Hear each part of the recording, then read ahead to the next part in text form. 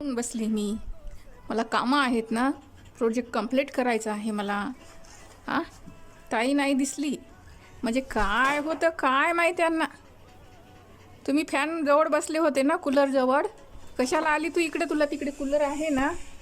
हां, तू कूलर असताना इकडे आली कशाला? हे माझा टेबल आहे, मला इथे काम करायची आहेत. हां, कशाला आली इकडे? तुझी पूजा करायची का? बरं झालं आता इथे माझा मोबाईल नव्हता.